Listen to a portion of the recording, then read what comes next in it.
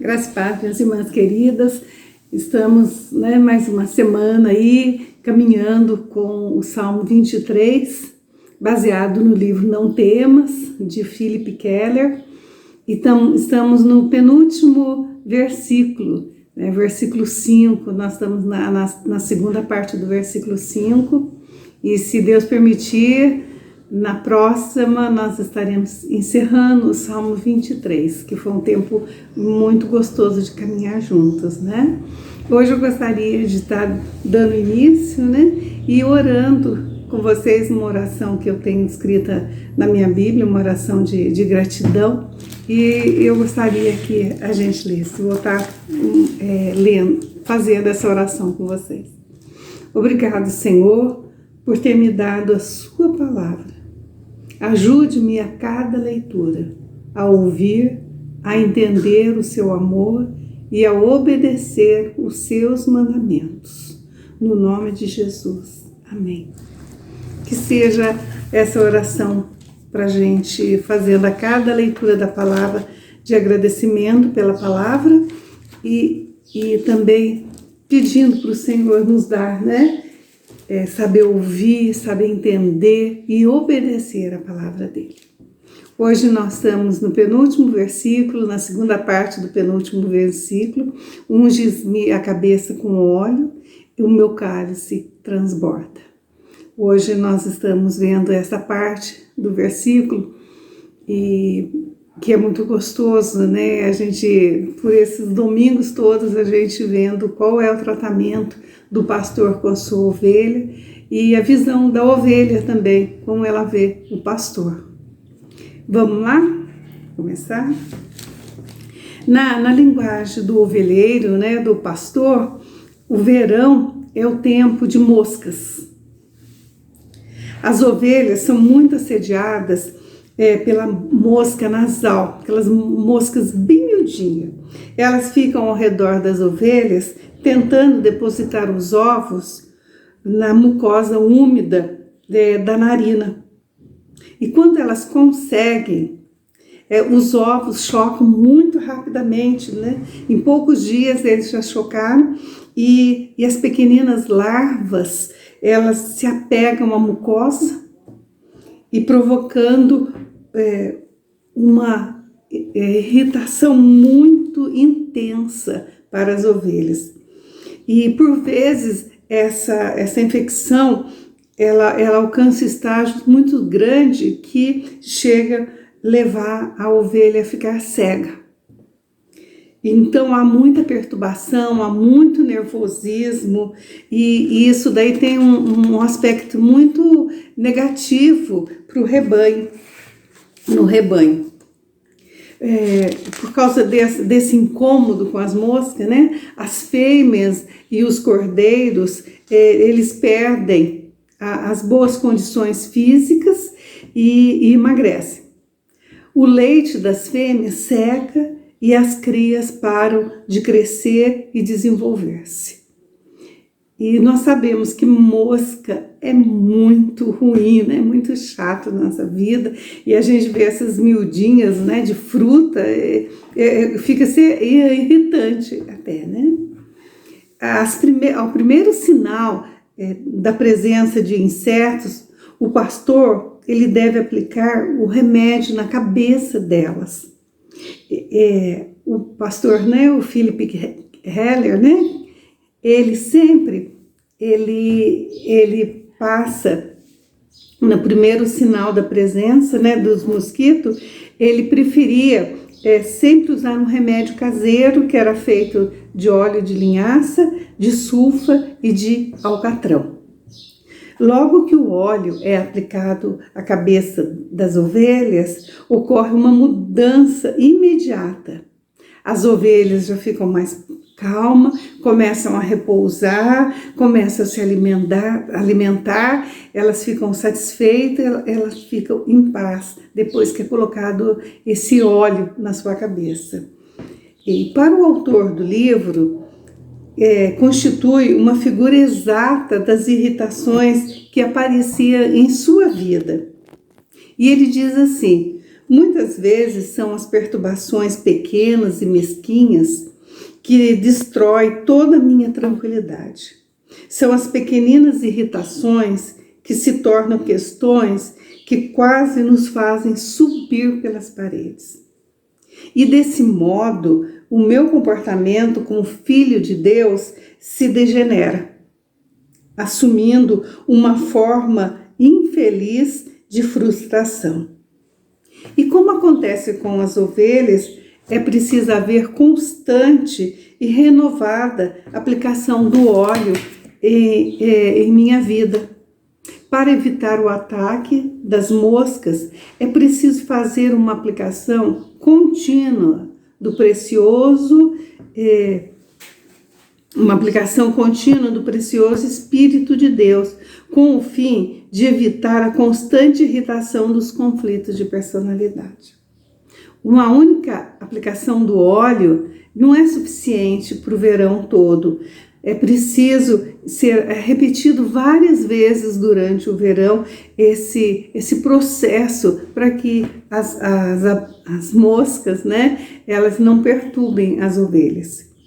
E em nós é a aplicação diária do precioso Espírito Santo de Deus em nossa vida que produz, né, traços de personalidade tais como gozo, contentamento, amor, paciência, mansidão e paz. E a gente sabe que esses são o fruto do Espírito.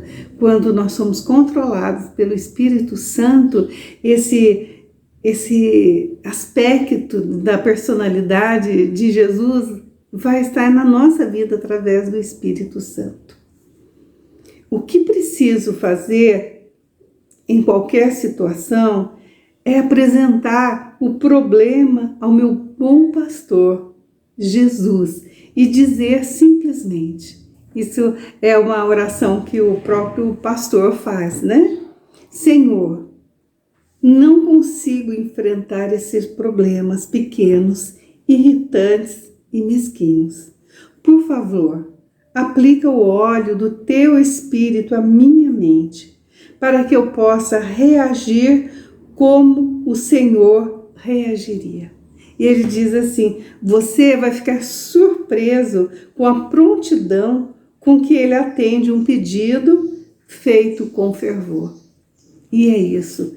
A pequena irritação, muitas vezes que aparece no nosso dia a dia, nós temos que apresentar para Jesus, nós temos que pedir para Ele nos ajudar, que sozinho a gente não consegue enfrentar.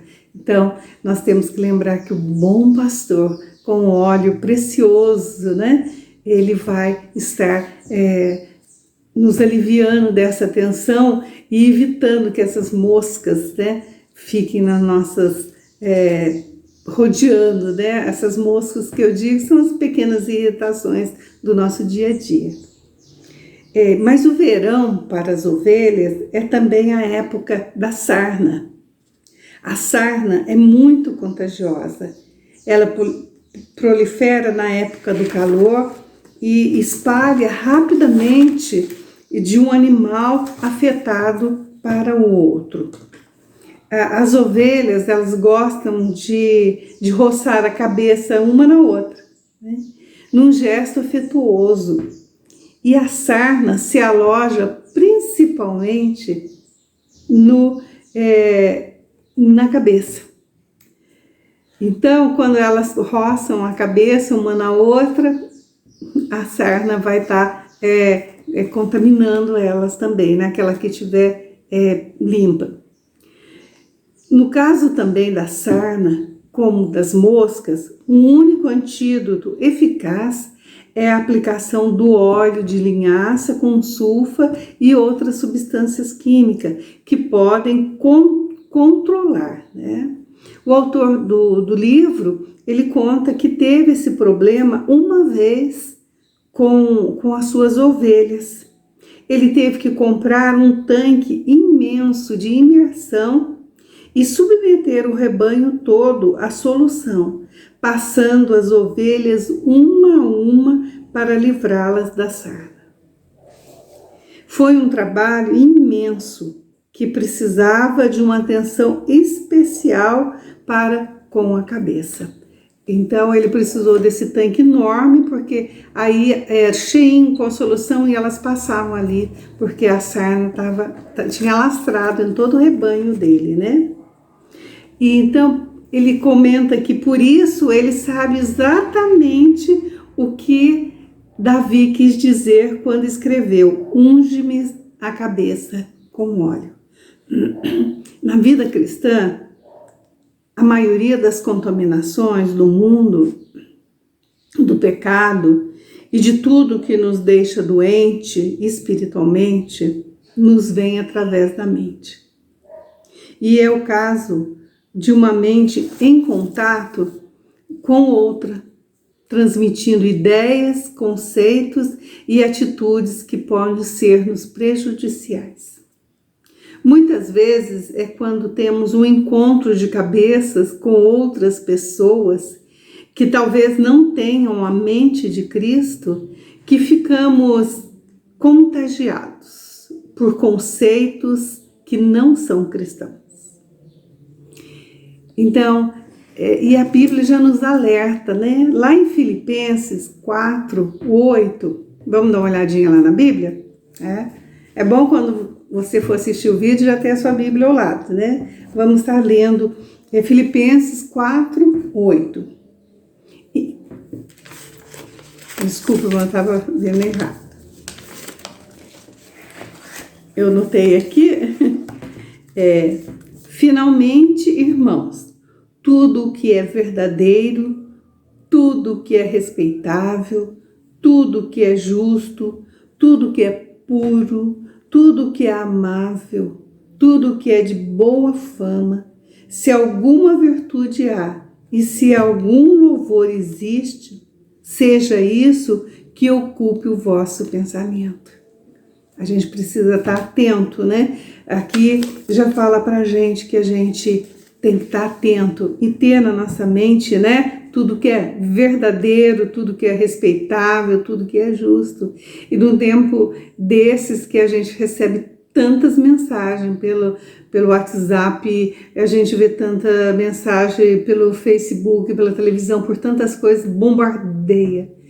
A gente precisa ter mesmo a mente de Cristo para a gente não ser contaminado. Mas para se obter uma mente descontaminada do mundo, é preciso procurar diariamente, hora a hora, a presença purificadora do Espírito Santo.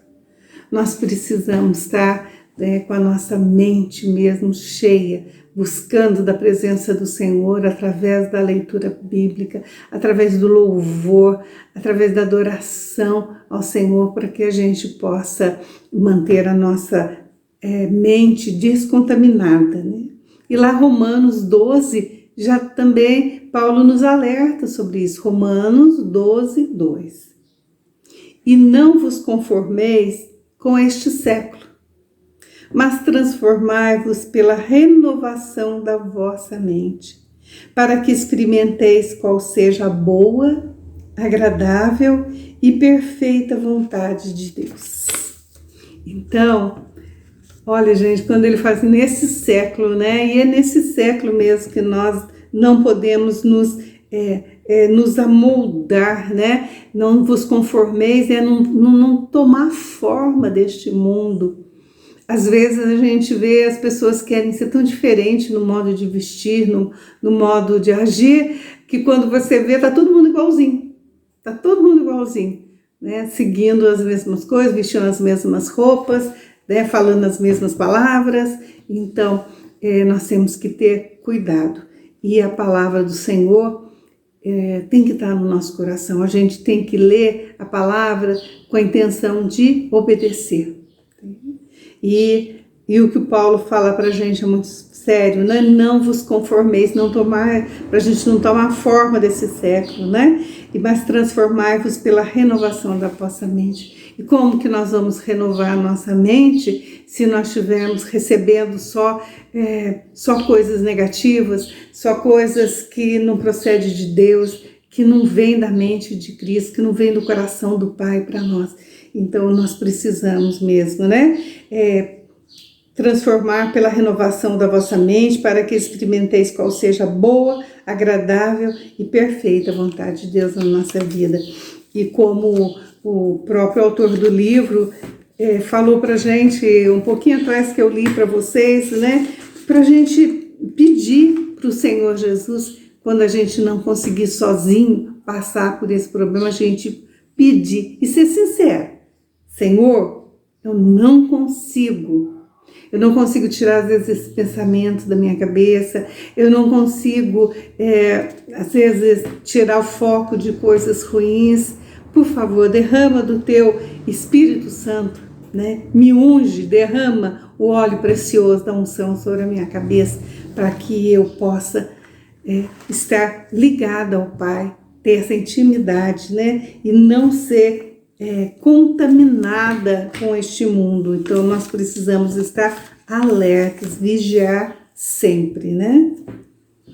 E então nós vimos que na época do verão vem a mosca, vem a sarna, né? Que tudo irrita, perturba o rebanho, e é preciso o óleo, né? Lá ele fala o óleo com outros produtos químicos para poder combater esses problemas, né? E depois que passa o verão, vai passando o outono, vem uma outra época, né? Para eles, que é a época do cio, do acasalamento. E nessa época acontecem grandes lutas com os carneiros pela posse das fêmeas. E durante as horas do dia, noite, o pastor fala, né, pra gente, Filipe, que ouvia o som dos ruídos das cabeças se chocando, dos corpos se batendo, e eles se machucavam. E para que isso não acontecesse, o pastor, que conhece bem essa situação, que conhece o que acontece nessa época, né, do acasalamento, ele pegava os carneiros e passava graxa em suas cabeças. Estranho a gente pensar, passava graxa, né? Por quê? Que só assim eles se chocavam, a cabeça deslizava e não se machucava. Então era preciso, né, a graxa, o óleo ali, para que não houvesse danos, né, para que não houvesse, que eles não saíssem machucados. E entre o povo de Deus também há considerável volume de agressões mútuas. Por alguma razão, quando não nos entendemos,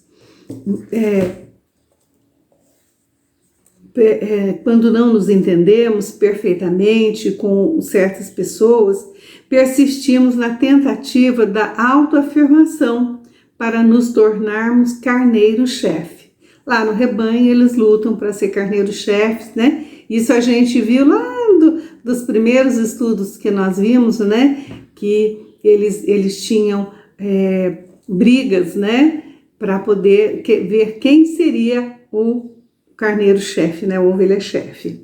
E no meio cristão, às vezes acontecem esses problemas e muitos acabam gravemente feridos e contundidos desse modo, porque quer ser dono da verdade, quer ter razão em tudo e às vezes não pensa, então quer uma autoafirmação. E acontece de sair machucado, né? Pessoas machucadas. E no sentido de prevenir e evitar que esse tipo de coisas aconteça no meio do povo, o nosso pastor, nosso bom pastor Jesus, gosta de aplicar a preciosa unção da presença do seu Espírito em nossa vida. Então, através do Espírito Santo, nosso guia, nosso consolador, é que nós vamos ter paz, né, entre os irmãos em Cristo. Quando o precioso Espírito Santo entra em uma vida, quando penetra nessa alma e passa a controlar a personalidade, os atributos da paz, gozo, paciência, generosidade logo se manifestam. Como nós vimos um pouquinho atrás, né? O fruto do Espírito é manifesto naquele que se deixa dominar, né, pelo Espírito Santo. É então que, de repente, o crente se torna ciente de como são ridículos todos os mesquinhos ciúmes e de rivalidades e animosidades que antes motivavam suas absurdas alegações. Isto significa atingir um estado de grande contentamento no cuidado do pastor. E a gente vê, né, às vezes, no nosso meio, acontece algumas rusguinhas, né, algum diz que me diz.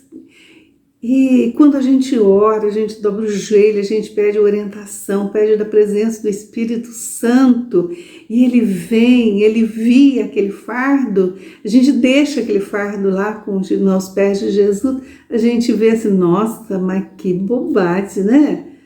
Que coisa, para que todo esse alvoroço por uma coisinha mínima que não leva a nada, né? Então, quando a gente descobre esse gozo, essa alegria, essa paz, né? É neste momento que o cálice de gozo se torna real em sua vida.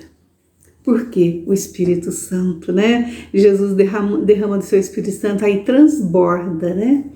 E eu vi uma curiosidade sobre o cálice, eu até marquei aqui para mim, tá passando para vocês.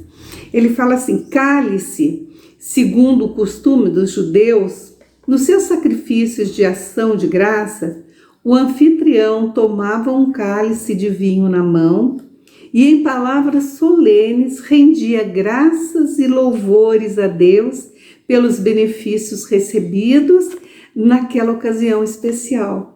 E passava depois o cálice a todos os convivas, cada um dos quais bebia dele.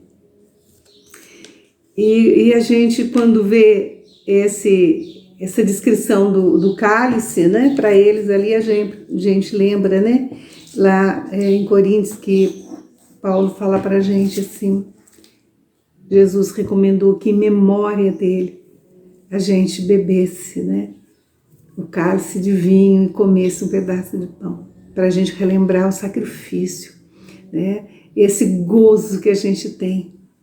E agora veio na minha mente aquele cântico, né, esse gozo que sinto em minha alma, não é porque tudo me vai bem, né, esse gozo que sinto em minha alma é porque eu sei que Ele é fiel.